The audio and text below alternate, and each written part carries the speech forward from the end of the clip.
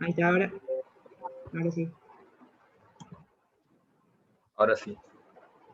Ahora sí se arranca. Bueno, entonces como les decía, el tema que me asignó el doctor Ferreira es fijación interna y fijación externa. Sin embargo, actualmente se habla sobre biología de la consolidación y métodos de fijación, y más adelante vamos a explicar por qué. A pesar de que muchos libros hablan de fijación interna y fijación externa, como el Rockwood, verán que en el manual AO, la última edición, ya separan este tipo de fijación interna y externa, y más bien habla sobre los materiales. Para que vayamos comprendiendo un poco más sobre esto, toca hablar un poco de la biomecánica de las fracturas, hablar sobre fuerza, que es todo lo que provoca que un objeto inicio detenga un movimiento, y si esta fuerza tiene una magnitud y una dirección, entonces vamos a hablar de vectores. Estos vectores son, digamos, ejercidos por los músculos que se insertan en diferentes lugares del hueso y generan una tracción de este. Ahora, el hueso tiene que tener una capacidad, digamos, de soportar ciertas cargas, sea de compresión, sean de tensión, sean de cizallamiento, incluso de rotación. Pero cuando hay una fractura, esta fractura va a sufrir este tipo de fuerzas y como tal son más que todo la compresión y la tensión las que nos va a llevar qué tipo de consolidación o qué tipo de curación va a tener este hueso. Para empezar, hablemos sobre los principios AO. AO significa esto, creo que es en alemán. Sin embargo, en español, la Asociación para el Estudio de la Fijación Interna fue fundada en 1958 en Suecia por el doctor Müller, pero sin embargo los padres o los otros padres que tiene la AO es el doctor Robert Dennis, el doctor Kuncher y el doctor Lambotte, que en esta presentación va a tener digamos, una mención importante debido a que fue uno de los primeros de que habló de la osteosíntesis. Ellos buscaban era innovación en la curación de los huesos, desarrollo de una técnica específica y esto poderlo reproducir a nivel mundial.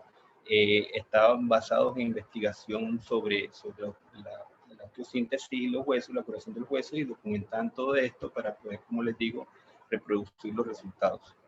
Inicialmente tenía unos principios que eran restaurar la anatomía, restauración de la anatomía, fijación estable de la fractura, conservar el suministro de sangre hacia esa fractura y la movilización temprana del paciente para evitar complicaciones. Todo esto basado con métodos de fijación interna, donde hay una mayor comprensión de los tejidos blandos, donde hay una biomecánica de la fijación, donde hay una demanda fisiológica del paciente y donde se hacían todos estos procedimientos mediante una planificación prequirúrgica cuidadosa. Con todos los avances tecnológicos se dieron cuenta de que estos métodos de que estos principios iban cambiando, y ahora los que actualmente se conocen como principios AO son 4, que siguen siendo muy similares, sin embargo le van metiendo algunas cosas más. Por ejemplo, la reducción, la adicionaron una fijación de la fractura para restaurar la anatomía, sobre todo en aquellas fracturas que son articulares. La relación estable absoluto-relativa según la fractura del paciente y la fractura y el paciente lo requieran. Recuerden que hay demandas tanto de la fractura como del paciente que son distintas. Conservar el suministro de sangre en los tejidos blandos y huesos utilizando reducciones suaves y manejos cuidadosos. Aquí ya empezaron a utilizar lo que son las técnicas mínimamente invasivas, y con esto también hay placas que ayudan a que este principio se pueda cumplir. Y movilización y rehabilitación temprana y segura de la lesión y del paciente en conjunto. Cuando vamos a revisar un material quirúrgico, siempre vamos a encontrar esto, que son los 4 principios de la AO, donde nos dice, digamos, el implante que los cumple, ¿sí? Y también cada implante tiene como una técnica de colocación que es lo que nos lleva a asegurar, digamos, una adecuada utilización de este implante. Recuerden que siempre hay un entorno biológico en la fractura, es todo lo que son los medios que lo rodean, está el hematoma, están las partes blandas, está la circulación sobre este hueso, que es, digamos, lo principal que vamos a tener que conservar o tratar de no lesionar mucho. El propósito Dani, de la osteosíntesis... disculpa, sí. Dani, disculpa que te moleste, porque estás ahí que no puedes entrar. Ahí ya le doy a admitir. Bueno, entonces siguiendo, recordar que el propósito de la osteosíntesis no es reemplazar un hueso fracturado, es simplemente proporcionar un apoyo permitiendo pues que este hueso sane, se rehabilite y adecuadamente y bueno, tenga una nueva posición anatómica pues adecuada. Como les dije anteriormente, cada fractura tiene sus características, depende del tipo de fractura, no son las mismas fracturas de baja energía con fracturas de alta energía. Recordar que con el simple hecho de haberse fracturado, el hueso reduce aproximadamente un 50% de su irrigación. También el manejo que se le dio a esta fractura inicial en el trauma, el traslado del paciente, si necesitó reanimación, si el paciente tiene algunas comorbilidades, ya después en el tratamiento de esta fractura, el tipo de abordaje y el material que se coloque. Así también, como la fractura tiene sus características y sus demandas, lo mismo del paciente, la edad del paciente, las expectativas que tiene sobre la rehabilitación, las comorbilidades que tiene el paciente y los factores psicosociales también juegan un papel importante en esto. Tenemos entonces que la biología de la cicatrización ósea se divide en dos, principalmente primaria y secundaria. La curación primaria, la que normalmente se conoce como estabilidad absoluta, depende de una remodelación ósea ostional, que es, digamos, perprima o aversiana, que fue escrita por Danis, lo que significa que no hay un movimiento entre los fragmentos. Entonces las ostionas lo que hacen es que presentan como si fuera un óvalo. Ese óvalo tiene una punta, que esa punta está formada por osteoclastos, atraviesan la fractura, en realidad no hay movimiento entre ellas, entonces simplemente el hueso va creciendo por la fractura y el resto del óvalo entonces viene siendo, de la cápsula, viene siendo osteoblastos, entonces donde van formando estos canales aversianos y el hueso cicatriza como si nada hubiese pasado. Es una remodelación un poco más lenta, es una curación un poco más lenta y, como digo, esta es la que menos se presenta en el cuerpo. Si vemos antes de que esto no sucediera, el ejemplo que siempre nos da el doctor Jalil, un perrito se lastimaba la pata, entonces inmovilizaba la pata él solo con la contractura muscular, digamos, la limitación del movimiento de esta extremidad hacía que el hueso se vaya curando, pero de todos modos esto generaba movimiento entre ellos. Y ese movimiento lo que hace es que se genere un callo. Esta curación secundaria, o la que se forma callo, es la forma fisiológica de curación, es la más frecuente, como les digo, y es una curación encondral, en donde hay 4 etapas de transición. En realidad, primero es la inflamatoria, que es la que se forma inicialmente cuando el trauma se fractura, se genera un hematoma. Ese hematoma tiene varios digamos, procesos proinflamatorios, donde todas estas citoquinas van a generar, digamos, que se desplacen hacia el lugar de fractura, y esa inflamación va a generar un proceso bioquímico ahí, bioquímico y molecular. Luego está el proceso de callo blando, se produce más o menos a las 2 semanas de la fractura. Ya acá no hay tanto dolor, hay cierta movilidad. Sin embargo, las células que se van formando de osteoblastos van desde afuera hacia adentro y ya los fibroblastos y los condrocitos empiezan a atravesar el callo de fractura.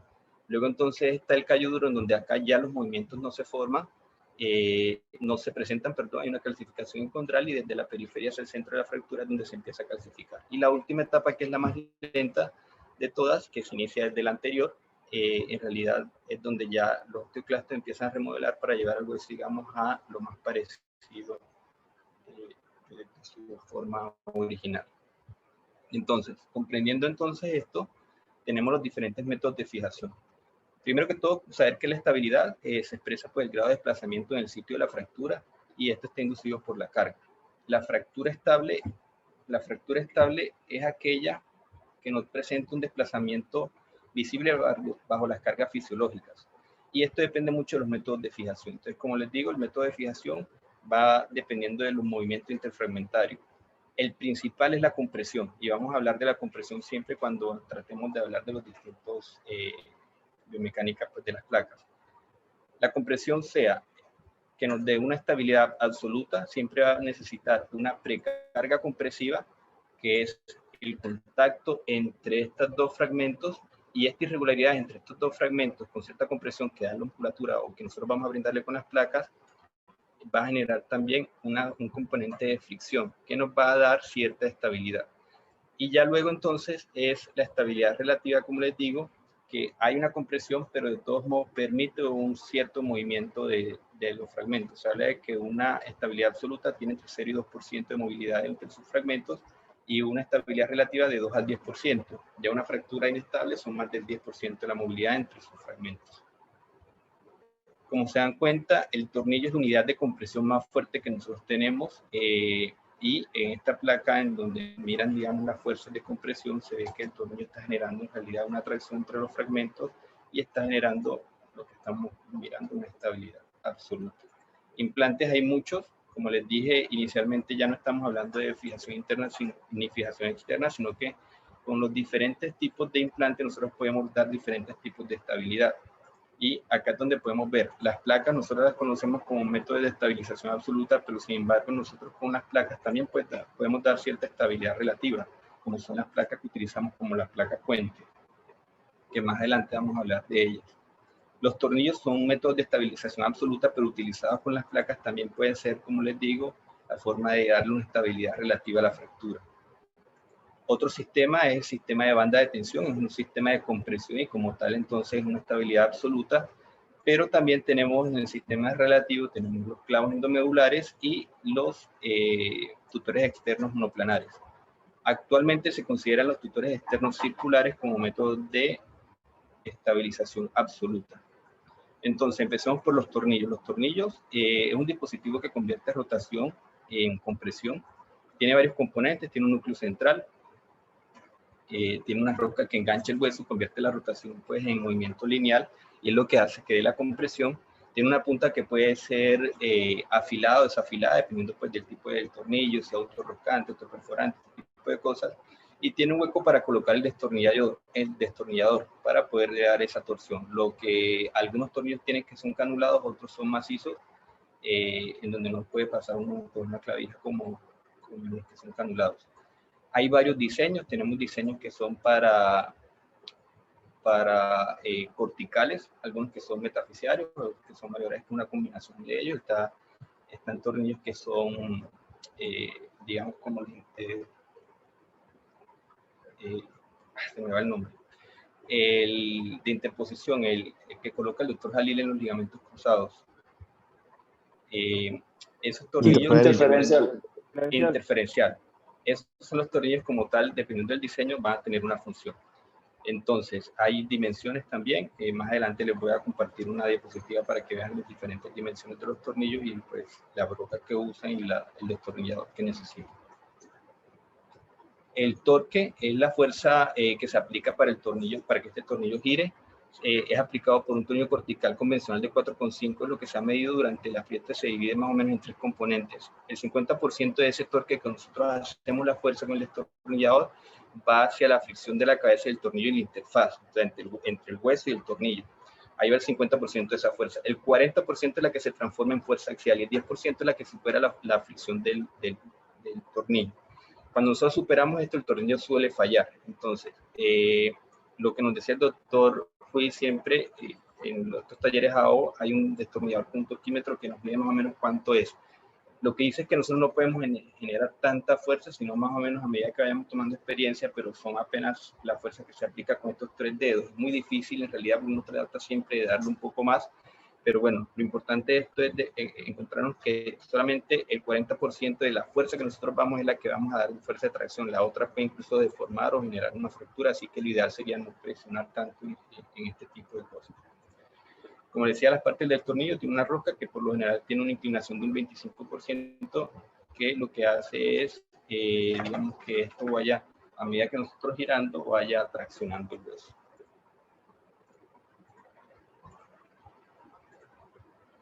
Estos 2 tornillos que ven de color verde y azul son tornillos bloqueados, como su nombre lo implica, son tornillos que se bloquean a la placa. Más adelante vamos a hablar de eso, y ya los otros son tornillos que reciben un nombre convencionales. Estos tornillos bloqueados se fijan a la placa y hacen que la placa en realidad no tenga un contacto con el hueso, entonces va a disminuir, digamos, la presión que hace la placa al hueso y esto mejora la perfusión y la oxigenación después de la fractura.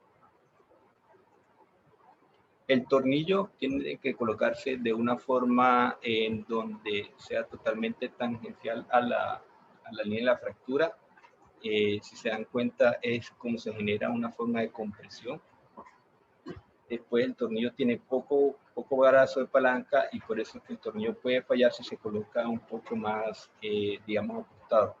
Más o menos uno puede jugar con lo que dan de cifras de unos aproximadamente 15 grados, pero no es mucho en realidad lo que nosotros deberíamos jugar con esto.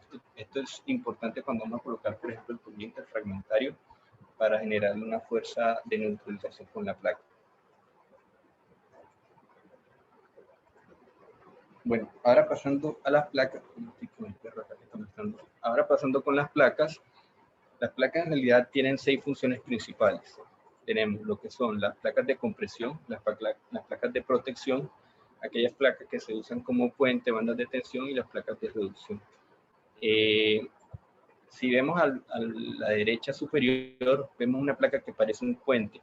Esta placa se llama PC-Fix. Es una placa que fue posterior a la DCP, y esto lo que hacía es que el tornillo dé una fuerza angular de 90 grados, y la placa como tal se conecta por ciertos lugares al hueso, y por eso no genera una lesión en la vascularización ósea o perióstica.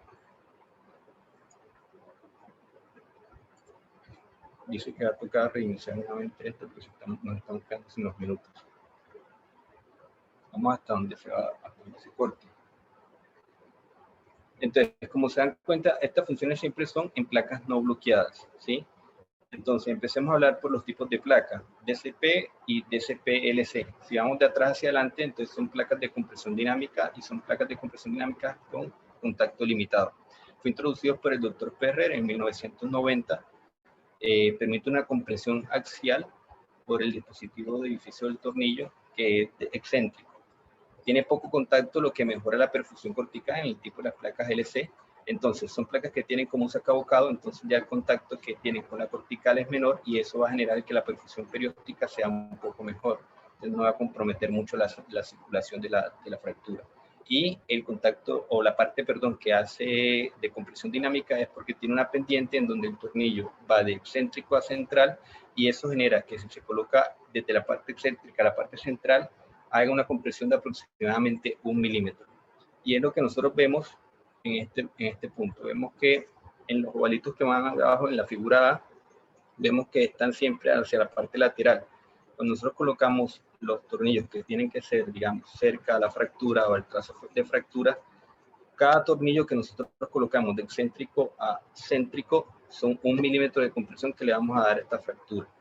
Ya luego entonces nosotros podemos colocar los centrales, y ya la placa pues va a tener una compresión adecuada. Si nosotros colocamos tornillos centrales y luego entonces colocamos el tornillo excéntrico para darle compresión, en la imagen B, como vemos, esta flecha verde superior lo que nos dice es que nosotros tendremos que, por cada rosca que vamos dando, tenemos que ir soltando el tornillo que esté céntrico. Lo ideal es que nosotros, cuando planifiquemos bien una fractura, nosotros hagamos esto, digamos, pensando en el momento, digamos, de colocar el primer tornillo. Los primeros tornillos, por lo general, depende de la placa, si es de tensión o si es en la parte de compresión, colocarlas de lo más cerca a la fractura hacia lo más periférico, cosa que no se presenta cuando la fractura es a nivel, digamos, cerca a las metáfisis, donde hay un cambio o un hueso curvo, en donde se debería colocar desde lo excéntrico hacia lo central. Recordar que hay unas guías para colocar estos tornillos. Por lo general, las de color dorado son esas guías de compresión dinámica, y las guías de color verde son las que nos colocan el tornillo en forma central. Sin embargo, las placas de lavado, a pesar de que nosotros los colocamos central, da una compresión aproximadamente de 0.1 milímetro. Las otras placas son las que nosotros conocemos como tubulares, la que más conocida es tercio de tubo, que es la que colocamos normalmente en el peroné, y están las semitubulares, que son medio, o digamos medio caño. Son un poco más gruesas, permiten, digamos, tornillos de 3,5, las de 1/3 de tubo, y de un medio semitubular.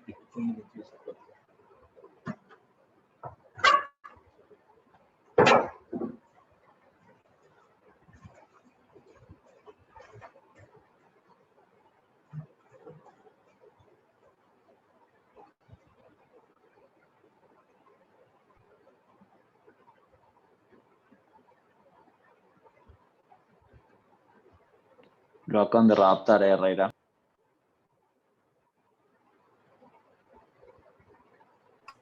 Entró un comando de Pablo Escobar. No, es que estaba mojando el perro, me tocó traerlo. Ahí ya lo Doctor Herrera, guardé. ¿está bien? ¿Lo mordió Sí, el sí. perro? Póngase la antitetánica. Vente rápido. Bueno. Era el perro de la DEA, en realidad.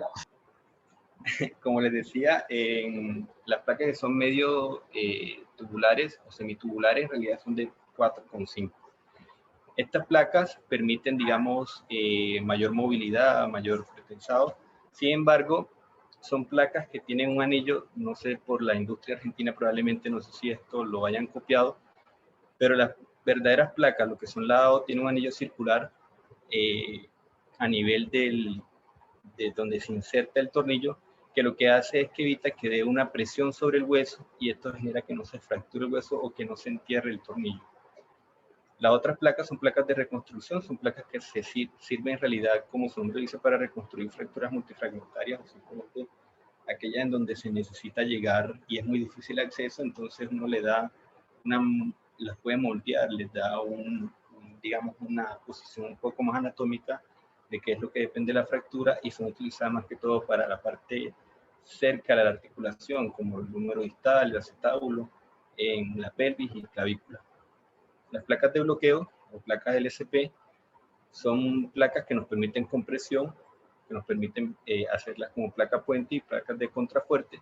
Sin embargo, son placas en las que nosotros utilizamos tornillos bloqueados. Como tal, esos tornillos bloqueados van ajustados hacia la placa y esos tornillos que valga la redundancia, se atornillan a la placa, si nosotros damos un pretensado o moldeamos la placa, podemos dañar las hileras donde se atornillan estos tornillos y por lo cual no se recomienda moldearlas. Lo que se ha hecho es que estas placas ahora vienen de diferentes formas y son más que todas placas que nosotros pedimos de forma anatómica para la estructura o la fractura que vamos a utilizar. Con la evolución y la tecnología se desarrollaron estas placas para colocarlas de forma mínimamente invasiva, que son las placas LIS. Estos tornillos, como les dije, generan una compresión angular, la placa no toca el hueso, entonces mejora la circulación. Se puede colocar placas con ángulo variable que sean bloqueadas, como son las placas de radio distal, que las hemos visto mucho con el doctor Sadi.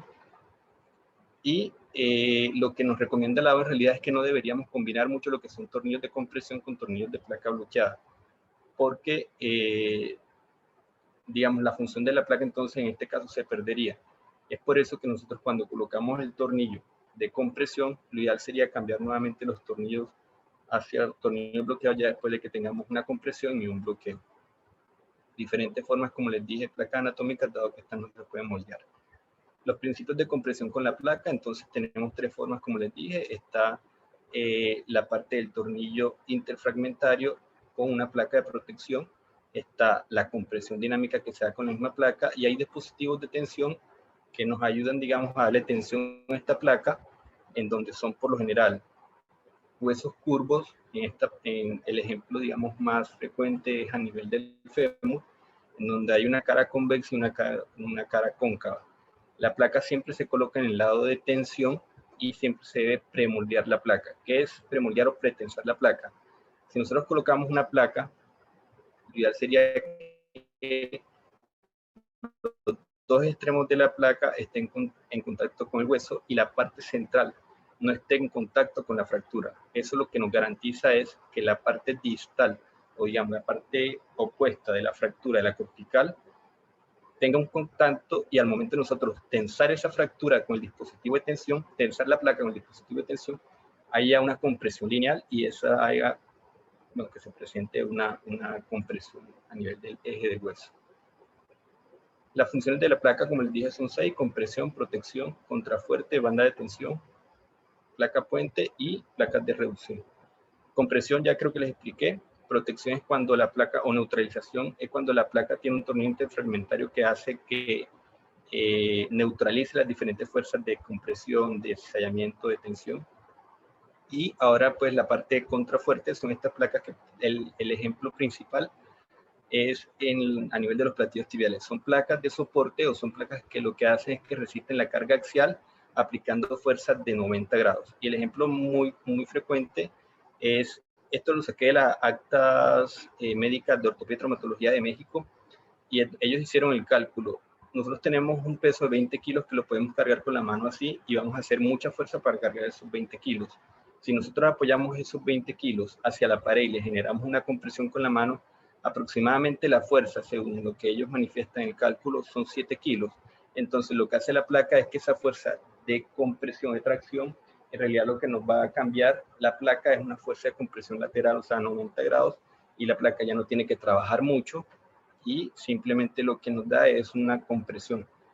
Esto en algunas literaturas lo habla de una compresión, de una estabilidad absoluta por los tornillos que se colocan a nivel perpendicular, pero sin embargo las placas de soporte, o sea, los que no tendrían estos tornillos, como es lo que nosotros normalmente hemos visto en los maleolos posteriores, son placas de estabilidad relativa. El otro mecanismo es lo de bandas de tensión. Inicialmente nosotros lo conocemos más como el SAT, que es un sistema que convierte las fuerzas de tensión en fuerzas de compresión, y lo vemos en la imagen inferior izquierda. Cuando nosotros colocamos el peso en la parte, digamos, excéntrica del hueso, esto tiende, digamos, a tener una cara donde siempre se comprime y la otra siempre se tensa. Esto fue descrito por el doctor Frederick Pauwels y lo vemos principalmente en el húmero, en el cúbito proximal.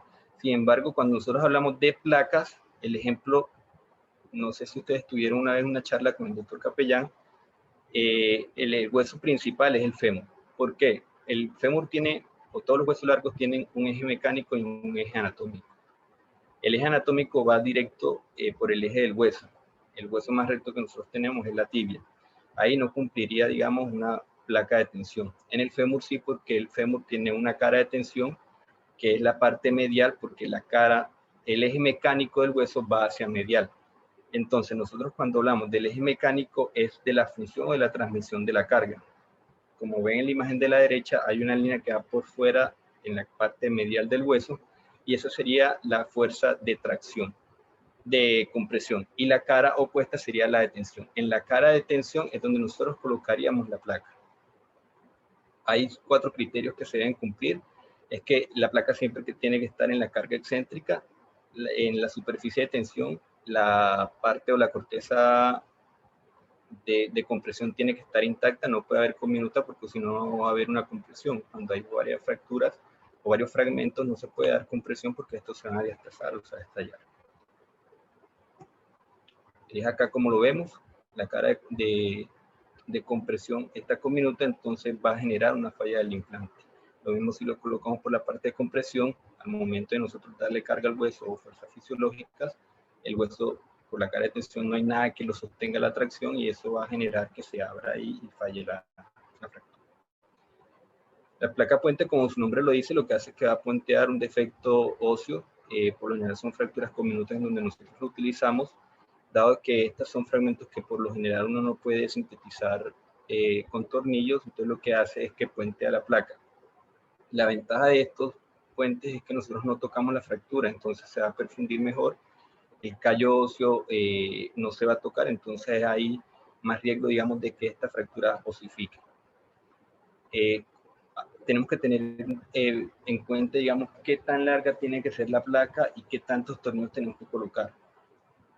Hay un doctor, el doctor Emmanuel Gautier, es un alemán que habló, digamos, de la longitud de la placa, y es que la placa debe ser un cociente aproximado de entre 3 y 4 veces la longitud de la fractura cuando es conminuta y entre 8 y 10 veces la longitud de la fractura cuando es simple. Es decir, en esta fractura nosotros colocamos, como les dije inicialmente, el tornillo lo más cerca a la fractura o al trazo de fractura. Si ven, es muy poco lo que hay en esa distancia y la fractura puede tender a fallar porque hay un mayor, digamos, ejercicio o requerimientos de la placa. En este caso, cuando la fractura es un poco más amplia, nosotros colocamos la placa, puenteamos el defecto y los tornillos no van a tener tanto trabajo o tanta fuerza de palanca, entonces va a mejorar incluso un poco más, digamos, en resistir, no va a fallar la placa pronto. Lo otro que tenemos que tener en cuenta es el número de tornillos y un coeficiente de 0,5. Quiere decir que si una placa tiene aproximadamente 10 orificios, nosotros tendríamos que colocar, o lo recomendable es colocar aproximadamente 5 tornillos en esta placa. Recuerden que cada hueso tiene una indicación, entonces nosotros siempre hablamos de 4, de 6 corticales, pero por lo general son aproximadamente entre 3 y 3 tornillos por cada fragmento. Hay fracturas que son más cerca de la metáfisis, entonces va a ser mucho más difícil, digamos, cumplir este cociente, porque por lo general, digamos, una fractura supracondilia En fémur lo que nosotros colocamos son varios tornillos cerca de la articulación y ya luego entonces vamos a ir dividiendo los tornillos con los orificios que tengamos para tratar de cumplir este coeficiente. Una placa donde le colocamos todos los tornillos en una estructura demasiado rígida, en un constructo demasiado fuerte, y va a hacer que falle la fractura, falle la placa. Esta es la diapositiva que ustedes se tienen que acordar, porque en todas las fracturas que nosotros entremos se las van a recordar o se las pueden preguntar. Los tornillos que tenemos, por lo general, estos son los que se usan, que son los de la AO. Como les digo, en la industria argentina puede que tenga alguna variación, pero siempre se van a utilizar tornillos de 4,5, 3,5, 2,7 y 6,5, ¿sí? Dependiendo de donde estén los tornillos pediculares, como hasta ahí saben, tienen de pronto otras dimensiones, pero por lo general estos tornillos que son para corticales, 3,5 y 4,5, entonces se necesitan solamente dos juegos de destornilladores. Tenemos un destornillador de 2,5 y uno de 3,5. Entonces los 2,5 son para los más pequeños, los 3,5 son para los tornillos más grandes.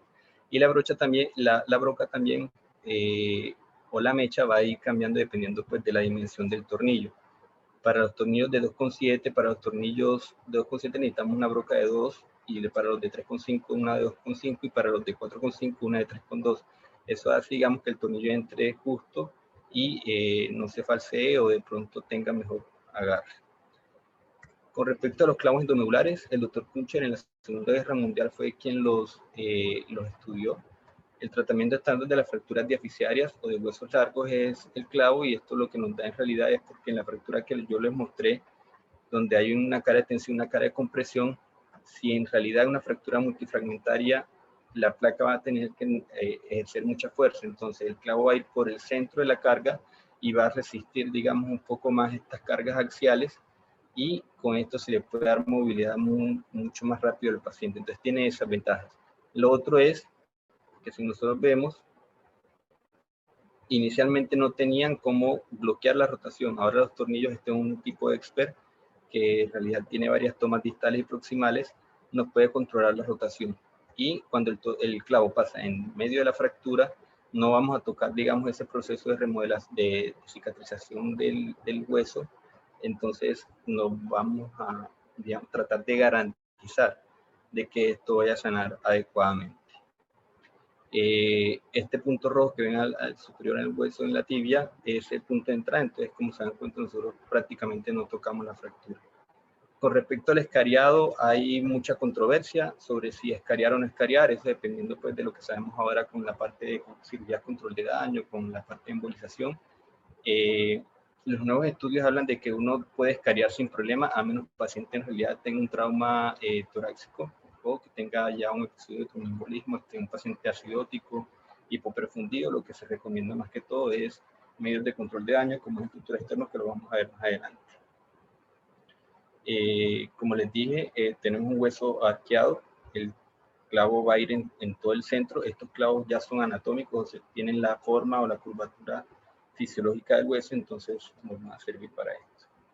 Con respecto a la fijación externa, en esta clase yo se las había dado en un momento un poco de historia. Entonces quien primero habló de fijación externa fue Hipócrates, aproximadamente 400 años antes de Cristo, un médico de la antigua Grecia, padre de la medicina, y habló de la fijación de la fractura. Esto lo que hacía era con dos troncos y unos aros de cuero, y lo que hacía era que lo reducía y lo estabilizaban pues, con cuerdas.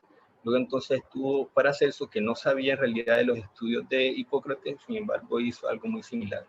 El primer dispositivo de fijación externa, digamos algo más mecánico, lo hizo el doctor Franco Malkaine, una fractura de rótula que consolidó bien. Supuestamente no era doloroso, pero pareciera en la imagen que debe doler mucho, pero no era doloroso. Luego entonces, al ver los buenos resultados, empezó a experimentar un poco más con este tipo de dispositivos. Vinieron muchos más, un poco más cerca a lo que tenemos actualmente. Sin embargo, fue Wurzer el que empezó a hablar de la penetración ósea. O sea, antes simplemente por medio del ligamento taxis y con compresión externa tenían cierta estabilidad, pero el que primero puso los clavos dentro del hueso fue este doctor. Luego entonces tuvo Lengenberg, y cada uno fue agregándole algo más. Parklin con estas placas externas. Luego entonces estuvo el doctor Lamboten, donde ya empezó a colocar los digamos, a lo que sabemos ya como las bases del tutor externo y con el que se habla que es el padre de la fijación externa. Y bueno, pasando los años, se fueron presentando más estudios, más innovación. Llegó Müller con sus tutores bilaterales, biplanales, y el doctor Hoffman, que tiene un tutor externo en honor de Stryker, porque fue el que le dio la modularidad. Luego entonces están los tipos ortofig, el tipo Penning, que es para la muñeca, y bueno, el doctor Ilizarov, que ya todos los conocemos por los tutores circulares. Con respecto a los principios de fijación externa, es lo que ya les había explicado, el tipo de consolidación que tiene, es una consolidación por callo, no se toca la fractura, simplemente se le da cierta estabilidad para que el hueso vaya sanando. Como les dije, los tutores externos pueden ser de movilidad, de estabilidad absoluta, como los circulares del doctor Ilizarov, y la gran mayoría, que son los planares que nosotros utilizamos, son de estabilidad relativa. Siempre vamos a utilizar 4 elementos para un tutor externo: el tornillo de Swan, los clavos de Steinman, los tornillos, perdón, los tubos o varillas y los conectores de estos. Tenemos entonces que estos tienen un diámetro aproximado entre 5 y 4.5, algunos pueden ser roscados o son por lo general autoperforantes los que vienen actualmente. Y con respecto a las varillas, pueden ser o de titanio o de acero. En realidad, pues la de titanio lo que nos permite en realidad es, perdón, los de carbono, lo que nos permite en realidad es poderlo ver en estudios imagenológicos, pero que bueno, en realidad son mucho más costosas y la estabilidad pues, tiende a disminuir un poco. Los conectores, estos son los que aparecen en el libro de la AO, son conectores interbarras, conectores de los clavos y las barras, o también llamados en algunas ocasiones como rótulas. ¿En qué se utilizan? Entonces, bueno, una armadura de Iron Man como si fuera un tutor externo, y en realidad se utilizan en la fijación, estotomías y alargamiento de los huesos, en correcciones de desejes.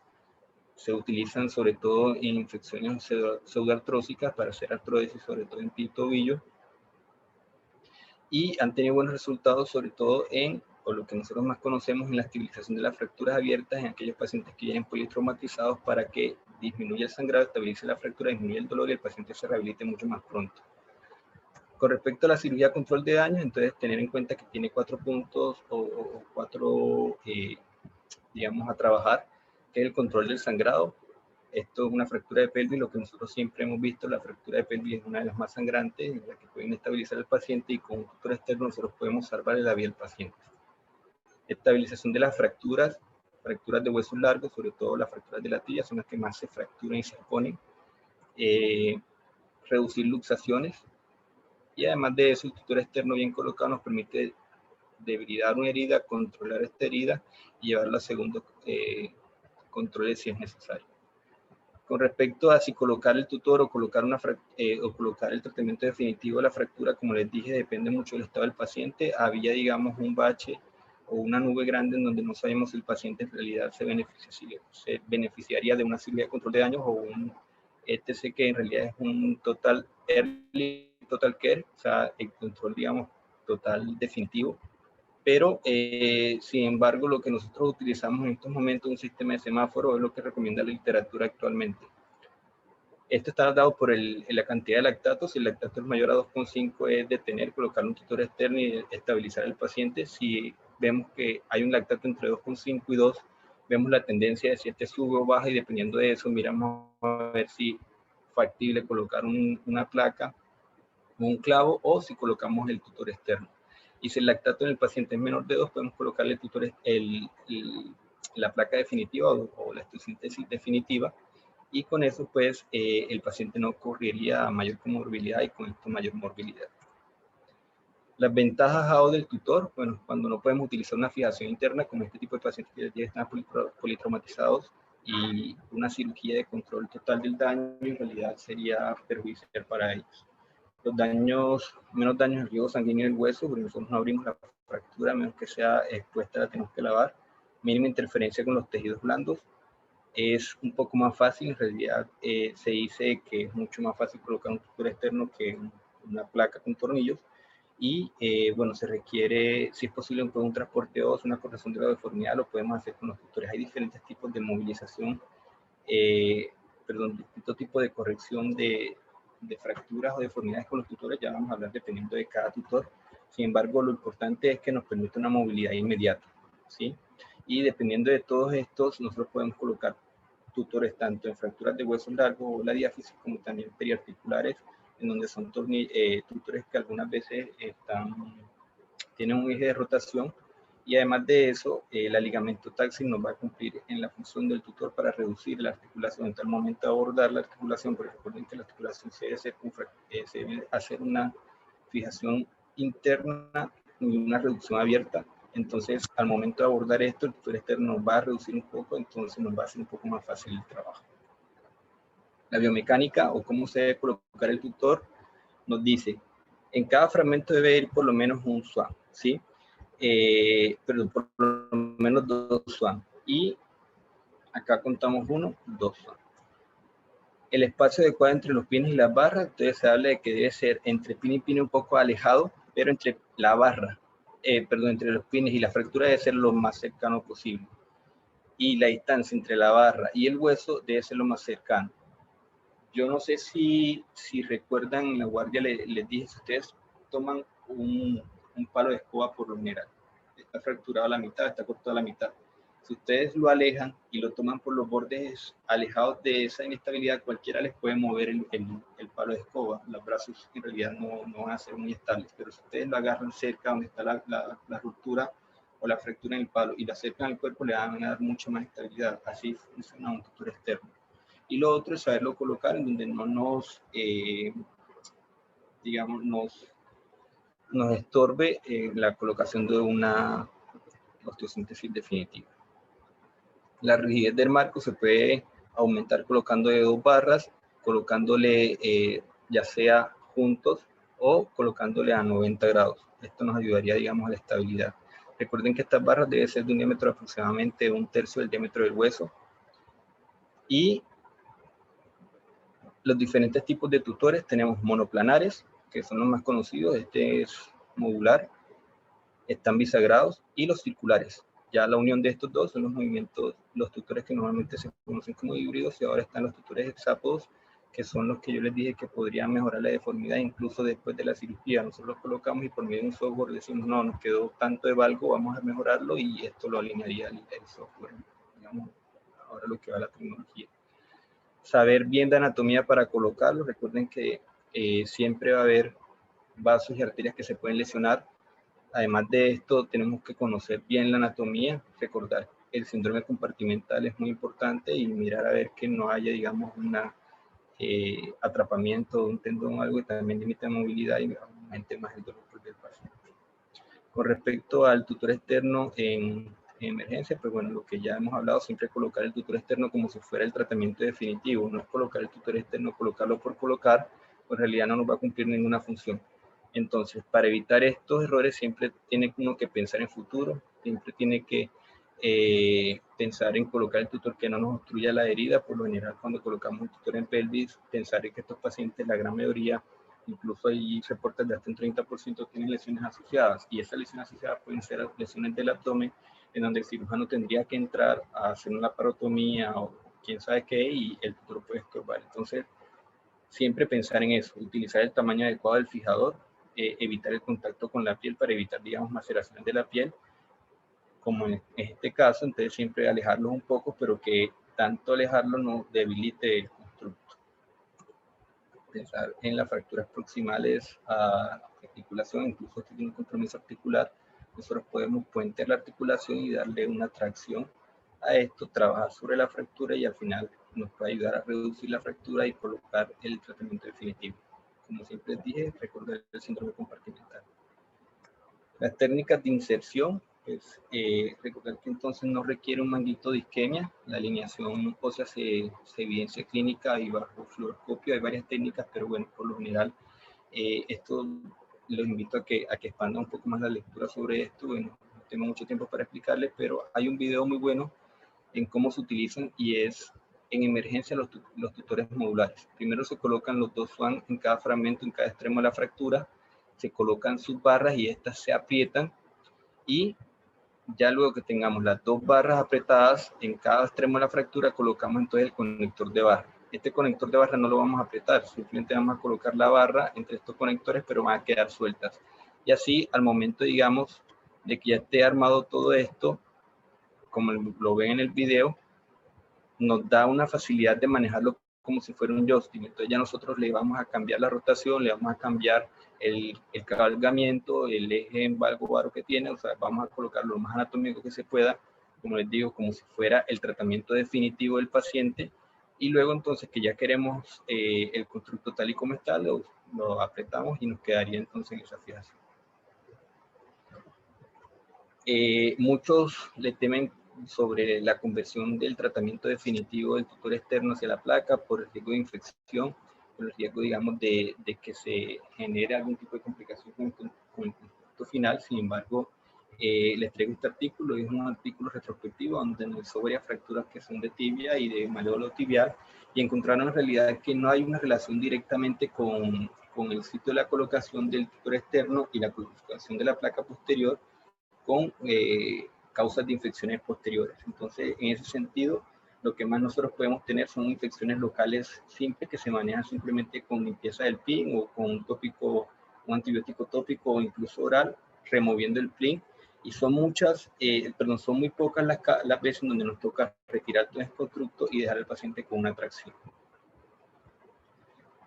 Yo creería que ya después está por pelvis y por cada segmento de hueso. Entonces yo creo que esto ya es como para que vayan profundizando cuando vean la fractura, digamos, de cada extremidad, pero es lo que tenía que hablarles sobre fijación interna y externa. Muy bueno, Dani, ¿eh? Muy bueno, Dani, Muy, ¿eh? muy bueno. Grande, Dani. ¿Alguna pregunta? Los más chicos. No, menos mal que me conecte, se me solucionaron todas las dudas que tenía, doctor. Muy completo todo. El medio libro de la O lo puso en una clase, doctor. Sí, por ahí el Dani. doctor Ferreira me dio 200 páginas en inglés. Gracias. Che, Dani, agradecerte por la clase. Aprovechando que estás libre ahora en Colombia, te lo pedimos, pero bueno, seguramente ya tenías ganas de No, desligarte, sí. pero no te vas a desligar. Todos los años le vas a dar vos a esta clase, así que el legado de la traumatología No, cualquier interna y externa cosa me sos vos. sirve. Vos sos el legado de la fijación interna y No, me externa. sirve en serio. Sobre todo de la Doctora, fijación doctora, externa, Esto es bueno en realidad, tutor y porque lo cada vez se van emociona. presentando cosas nuevas. quiere hablar la doctora Guanini, por favor, no sean maleducados. Quiere expresar su pregunta, doctora. Sí. Todo suyo. Sí, no, yo tengo una pregunta, en realidad, dos preguntas. Una que no sé qué significa escariar. Bueno, Fresar. cuando se pasa un clavo, claro, es como fresar. Nosotros pasamos primero una broca intramedular, entonces va limpiando el canal y haciéndolo más uniforme. Eso te da más estabilidad al clavo al final que colocas. Bien, me Tiene pareció que 10 tenía que días ver en con... La cuestión es que Colombia. cuando tú escareas... ¿Ah? Digo que tenés 10 días en Colombia y ya utilizas términos colombianos de golpe. O sea, te Nosotros olvidaste durante de 4 años aprendimos colombiano. Eso es lo que pasa, Flor. Ah, Ya era normal esta frase. Pero bueno, es fresar, exactamente. Sí, bien. fresar. Y lo otro que me quedó Inca, duda, jala. perdóname, te interrumpo. Que en la placa de compresión dinámica, que tenía como, yo perdón que hable en esta terminología, como el orificio como más grande para poder mover los tornillos. En la cirugía se hace eso, que se pone el tornillo proximal, después el distal y después se aproxima, o no sé si se entiende la pregunta. Sí, mira, yo no quise tocar mucho sobre la biomecánica de la placa en ese sentido, pero te explico. Nosotros tenemos parte en el hueso donde es en realidad un cilindro, ¿sí? En ese cilindro, si nosotros tenemos una fractura conminuta, lo que nosotros vamos a tratar es no darle compresión, porque la compresión nos va a llevar a que ese hueso se acorte o que entre los fragmentos haya algún problema, y lo ideal sería puentear, ¿sí? Si el trazo es transverso, nosotros lo que vamos a buscar o lo que nos pide la fractura es darle compresión.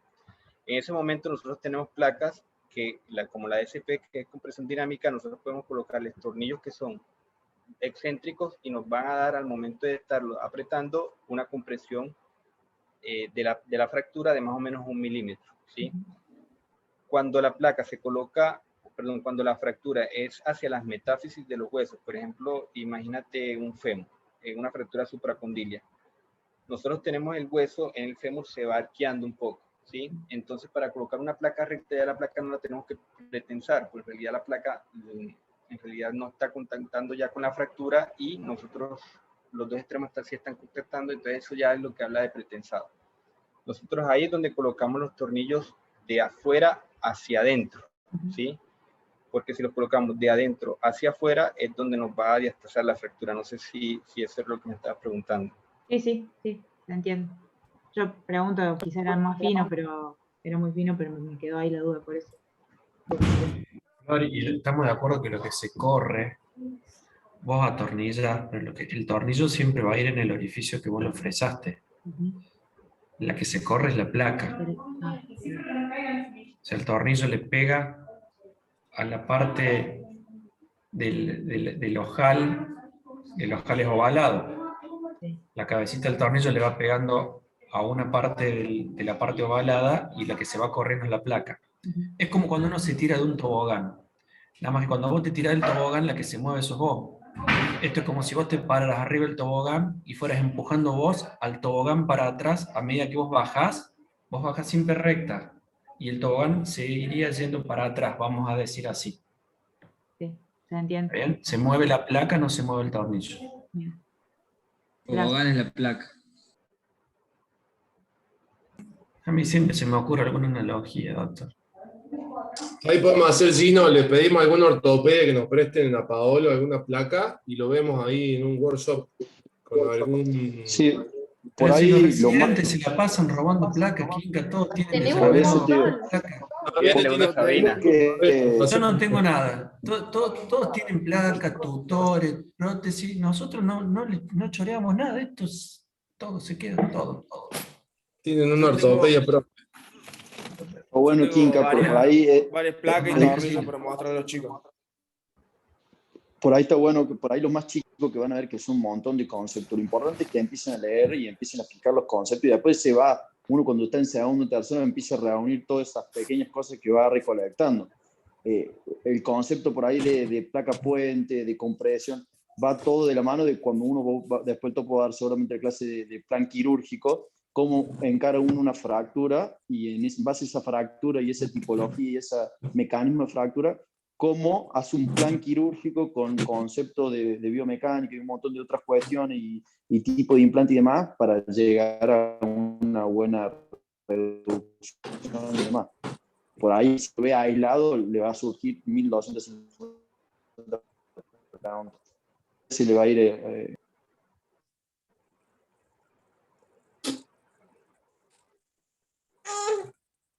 Yo no la escucho así, ¿no? ¿O no? ¿Se cortó? Se cortó, Sí, me parece. yo también he sí. escuchado cortado. Mi hijo cuando se le cortan los juegos dice, está lagueado. Tenés lag, o sea, tenés mala señal. Qué viejo que estamos más. Mala señal, mala Yo señal. aprendo estos términos. Estar lagueado es que está Acá Joaquín dice que estás lagueado. lagueado, Gino. No, Bueno, yo que soy decía más- que son muchos conceptos separados.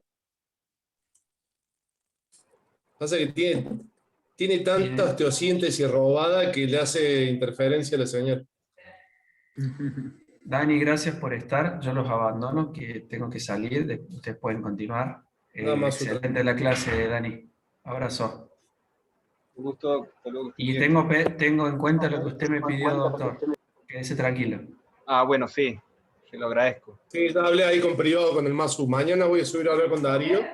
Y Fernández no me respondió el mail todavía. Le voy a mandar otro. No, a mí tampoco. Gracias, Kinka. También te lo agradezco. Dale, Dani. Nos vemos. Chao, chicos, yo los dejo. Chau, chau. Bueno, Ginito, creo que estamos. Bueno, Grande, parar de Dani. grabar, ¿no? Sí, creo que estamos. Muchas gracias, Dani. Un crack, como siempre, predispuesto para todo. Así que muchas gracias. Miren La lo que verdad está para mí es un preparando. honor haber tenido un compañero como el Dani. Gino, Y David, toca estudiar ahora. te deseo. Miren lo que está preparando Joaquín para el examen. Desde que estoy... Vaselina soy.